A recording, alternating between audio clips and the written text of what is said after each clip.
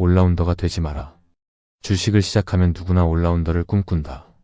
올라운더가 되려는 이유는 많겠지만 초보도 대부분은 장세가 변한다는 사실을 알기 때문이다. 한 가지 전략에만 특화되어 있으면 본인의 장세를 만나지 못할 때는 큰 수익이 없거나 손실이 발생할 수 있다는 불안감이 들기 마련이다. 마음은 충분히 이해한다. 하지만 이건 야구를 이제 막 시작하는 사람이 오타니와 같은 방법으로 훈련을 하는 것과 같아. 오타니 쇼헤이는 요즘 야구 꿈나무들 사이에서 이도류의 아이콘이 되었다. 타격에서는 리그 선두를 다투는 홈런 타자이고 마운드에서는 160km가 넘는 강속구를 던지는 에이스 투수다. 거기에 도루까지 많이 하는 발빠른 주자이기도 하다. 타격 투구 주로 어느 하나 빠지지 않는다. 그야말로 완벽한 올라운더다. 당연히 야구를 시작하는 아이들은 오타니처럼 되고 싶어 한다. 그래서 타격 연습도 하고 투구 연습도 하고 주루 훈련도 한다.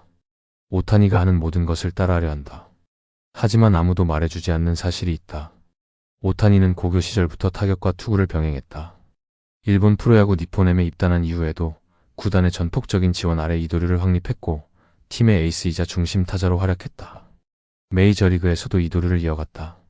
그런데 이것이 가능했던 이유가 있다. 타격과 투구 모두에서 동시대 누구도 따라오기 어려운 천부적인 재능이 있었고 그 재능을 알아본 구단이 전폭적으로 지원하는 환경이 있었다. 오타니의 이도류는 재능과 환경, 그리고 본인의 노력이라는 세 가지 조건이 동시에 갖춰졌을 때 가능한 이야기다. 우리는 분명 열심히 노력할 것이다. 하지만 재능과 환경도 충족되었는가? 그리고 한 가지 더 중요한 것이 있다. 오타니는 야구에서 1등이 되기 위해 이도류를 선택했다. 세계 최고의 선수가 되는 것이 목표였기 때문이다. 하지만 우리가 주식을 하는 이유는 다르다. 세계 최고의 트레이더가 되기 위해서가 아니라 경제적 자유를 얻기 위해서다.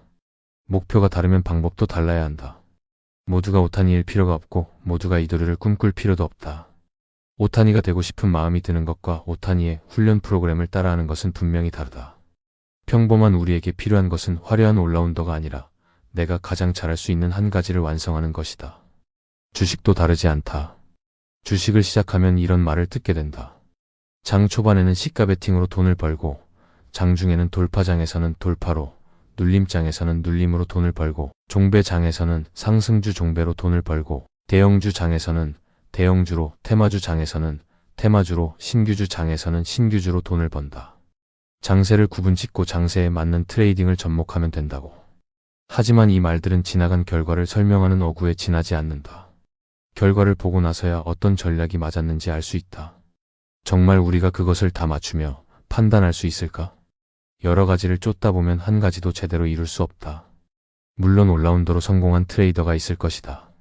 하지만 적어도 시작하는 시점에서 이것을 추구하면 안 된다. 뿌리가 없는 나무는 바람에 쓰러진다. 한 가지 전략도 완성되지 않은 상태에서 여러 전략을 동시에 추구하면 모든 것이 얕아진다. 본인의 환경과 성격에 가장 잘 맞는 전략을 더욱 예리하고 날카롭게 만들어라. 백테스트, 통계와 확률, 수없는 자기 성찰과 반성으로 하나의 전략을 수행하다 보면 분명 자기 전략에 아주 잘 맞는 장세를 만나게 되어 있다. 그러면서 폭발적인 성장을 이루게 되고 이러한 성장이 자신감을 불러일으킨다.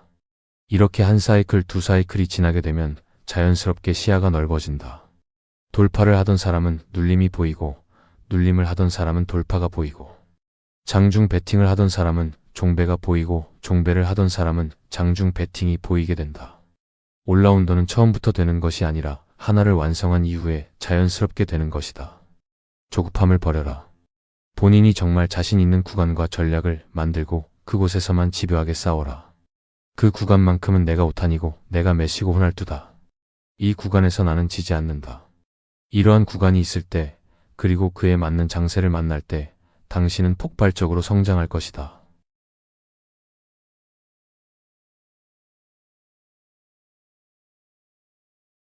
투자에는 삼진 아웃이 없다.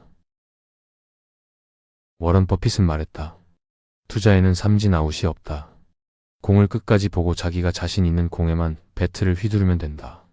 조급하게 배트를 휘두를 필요가 없다. 자신이 가장 잘 칠 수 있는 최고의 공이 올 때까지 기다리면 된다. 투자는 야구와 달리 아무리 좋은 기회를 놓쳐도 아웃이 아니다. 다음 공을 기다리면 된다. 배트를 휘두르지 않는다고 불이익이 없다. 이 말이 담고 있는 본질은 하나다. 기다릴 수 있는 사람이 이긴다는 것이다. 투자는 조급한 사람의 돈을 느긋한 사람의 계좌로 옮겨주는 과정이라는 말이 있다. 정확한 표현이다. 시장에서 돈이 이동하는 방향을 보면 이 말이 이해된다. 조급한 사람은 어떻게 행동하는가? 오르는 종목을 보면 올라타고 싶어 한다. 이미 많이 올랐는데도 더 오를 것 같아서 들어간다. 조금 빠지면 불안해서 던진다. 좋은 공이 오기 전에 배트를 휘두른다. 그리고 헛스윙을 반복한다. 느긋한 사람은 어떻게 행동하는가? 조급한 사람이 던진 것을 줍는다. 모두가 공포에 질려 팔 때 산다. 모두가 환호하며 살 때 판다. 자신 있는 공이 올 때만 배트를 휘두른다.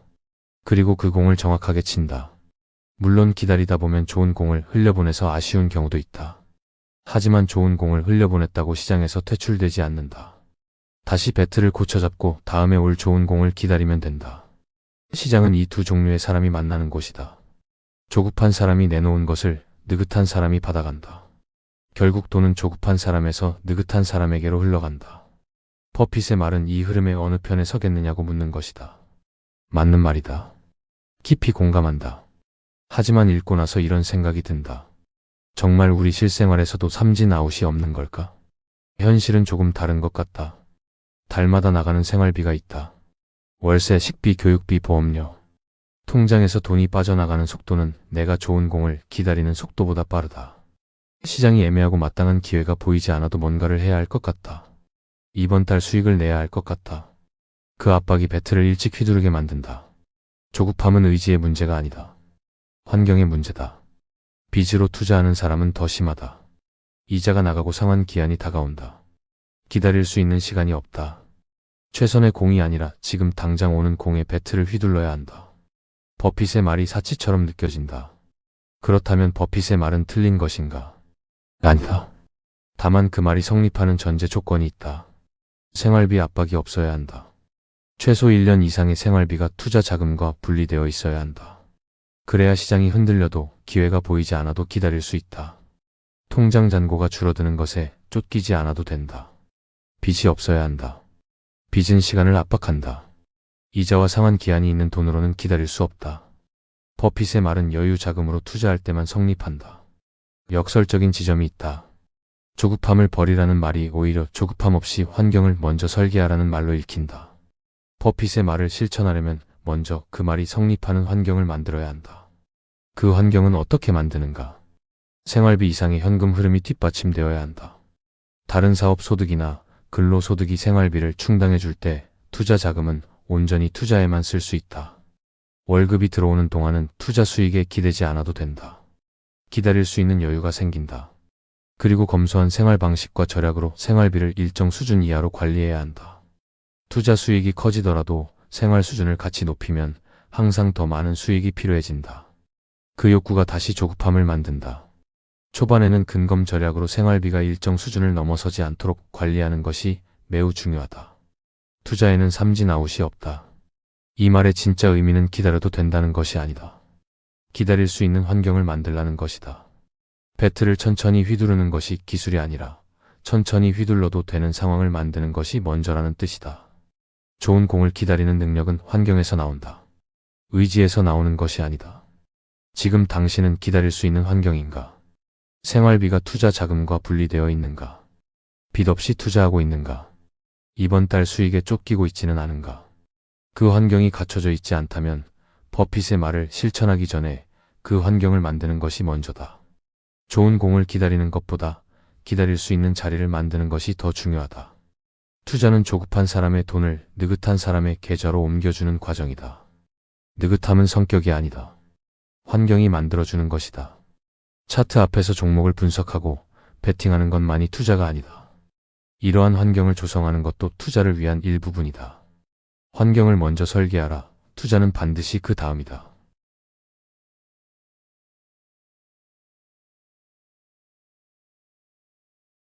마치는 게임을 하지 마라. 트레이딩을 시작하면 누구나 마치려 한다. 오늘 이 종목이 오를까 내릴까? 지금 들어가는 게 맞는 타이밍인가? 내일 시장이 좋을까 나쁠까? 매 순간 판단을 내리려 한다. 그리고 그 판단이 맞기를 바란다. 이것이 마치는 게임이다. 마치는 게임에는 구조적인 문제가 있다. 매 순간 판단이 개입된다. 이 종목인가 저 종목인가? 지금 들어가야 하나 기다려야 하나. 오늘 비중을 늘려야 하나 줄여야 하나. 판단이 끊임없이 요구된다. 그 판단 하나하나에 에너지가 소모된다. 결국 지친다. 스트레스가 과도해지는 이유가 여기에 있다. 맞춰야 한다는 압박이 매 순간 작동하기 때문이다. 그 압박이 쌓이면 판단력이 흐려지고 감정이 개입하고 전략이 무너진다. 틀렸을 때가 더 문제다. 마치는 게임에서 틀리면 내가 틀린 것이다. 내 판단이 잘못된 것이다. 자책이 온다. 왜 그 신호를 못 봤을까? 왜 그때 손절하지 못했을까? 나는 왜 이렇게 판단력이 없을까? 사후 편향도 작동한다. 결과를 알고 나서 그때 다른 선택을 할 수 있었다는 착각이 든다. 그 신호가 분명히 보였는데 왜 못 봤을까? 그때 이렇게 했으면 맞았을 텐데.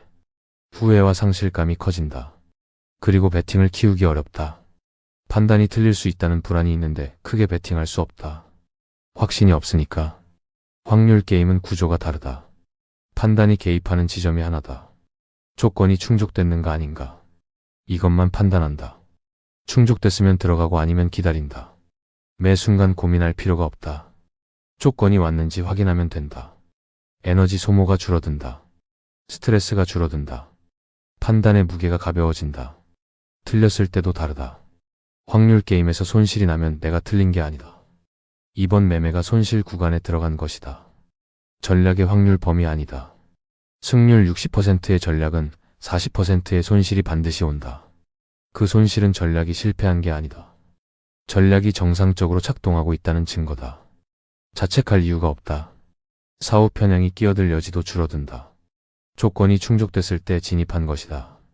그 시점에서 할 수 있는 최선이었다. 결과가 어떻게 됐든 과정이 맞았으면 충분하다. 배팅을 키울 수 있는 이유도 여기에 있다. 개별 매매의 결과를 믿는 게 아니라 전략의 기대값을 믿기 때문이다. 이번 매매가 손실이 날 수도 있다. 하지만 충분한 횟수가 쌓이면 기대값은 반드시 수면 위로 올라온다. 그 믿음이 있으면 흔들리지 않고 배팅할 수 있다.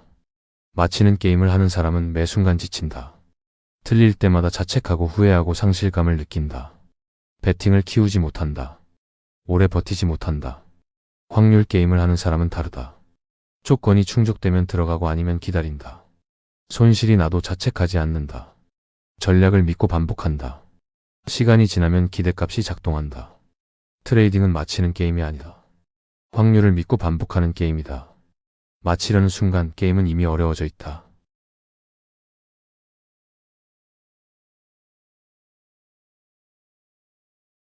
수익이 날수록 불안해질 때. 수익이 나고 있다. 계좌 숫자가 커지고 있다. 전략이 잘 작동하고 있다. 그런데 이상하게 불안하다. 수익이 날수록 더 불안해진다.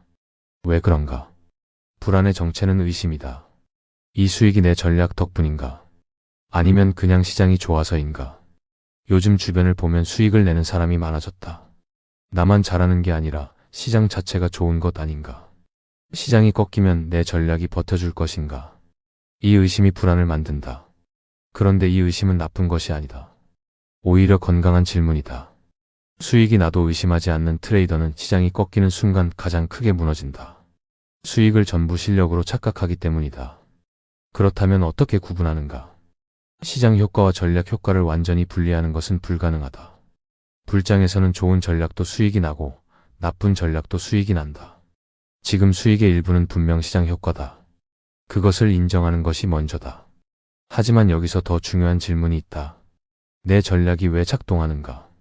어떤 원리 위에 세워져 있는가? 그 질문에 답할 수 있는가? 작동 원리를 이해할 때 비로소 전략을 믿을 수 있다. 주식이 오르는 원리는 단 하나다. 사려는 사람이 팔려는 사람보다 많아야 한다. 그것뿐이다. 아무리 좋은 차트 패턴도, 아무리 정교한 지표도 결국 이 하나의 원리로 귀결된다. 그렇다면 좋은 전략이란 무엇인가? 사려는 사람이 몰릴 가능성이 높은 종목을 찾는 것이다. 시장 참여자들의 관심이 집중되는 곳을 포착하는 것이다. 그 집중이 실제 자금의 유입으로 이어질 가능성이 높은 자리를 찾는 것이다. 복잡한 지표와 패턴이 아니라 시장 참여자의 행동 자체를 직접 관찰하는 방식. 그것이 본질에 가장 가까운 전략이다. 본질에 닿은 전략은 시장 효과를 활용하도록 설계되어 있다. 시장이 강할 때 그 에너지를 가장 잘 포착하는 구조다. 그래서 불장에서 수익이 많이 난다. 이것은 전략의 약점이 아니다. 전략이 의도한 대로 작동하고 있다는 증거다. 그리고 시장이 약해지면 참여자들의 관심이 분산되고 거래 대금이 낮아지면서 자연스럽게 진입 빈도가 줄어든다. 시장 환경에 따라 자동으로 보수적이 되는 구조다. 시장 효과와 전략 효과가 분리되는 것이 아니다. 시장의 에너지를 전략적으로 활용하는 것이다. 내 전략을 믿는다는 것의 진짜 의미는 무엇인가? 결과를 믿는 것이 아니다. 원리를 믿는 것이다. 수익이 났을 때 내가 잘해서라고 믿는 것이 아니다. 전략이 의도한 대로 작동했다고 믿는 것이다. 손실이 났을 때 전략이 틀렸다고 의심하는 것이 아니다. 이번 매매는 전략의 확률 범위 안에 있는 손실이라고 믿는 것이다. 수익이 나도 흔들리지 않고 손실이 나도 흔들리지 않는 상태. 그것이 전략을 믿는 사람의 모습이다. 불안은 의심에서 온다. 의심은 이해의 부족에서 온다. 내 전략이 왜 작동하는지 이해하고 있는가? 어떤 시장 원리 위에 세워져 있는지 설명할 수 있는가? 그 질문에 답할 수 있을 때 수익이 나도 불안하지 않고 손실이 나도 흔들리지 않는다. 전략을 믿는다는 것은 느낌이 아니다. 이해에서 나오는 확신이다. 수익이 날수록 불안한 사람은 결과를 믿고 있는 것이다. 수익이 나도 평정심을 유지하는 사람은 원리를 믿고 있는 것이다. 그 차이가 시장이 꺾였을 때 드러난다.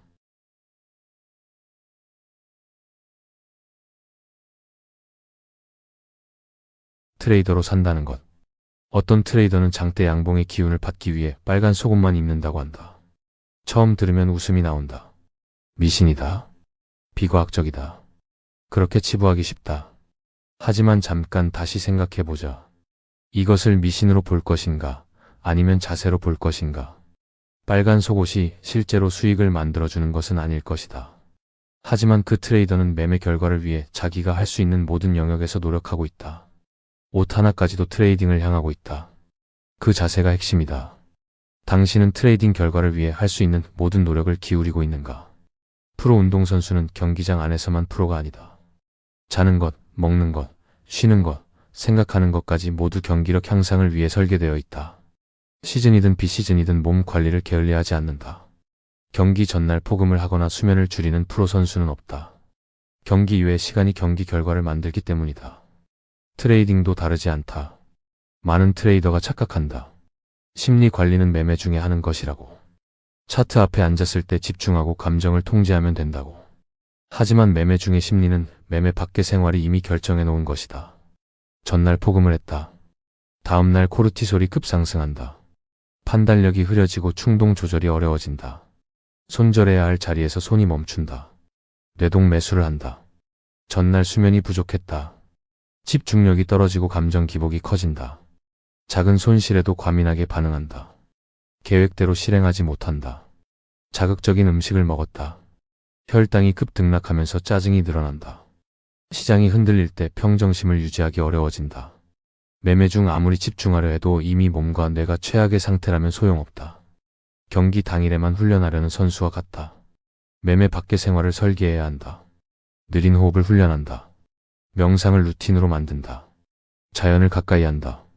폭음, 흡연, 자극적인 음식을 피한다. 이것들은 교감신경을 자극하고 판단력을 흐린다. 충분한 수면을 확보한다.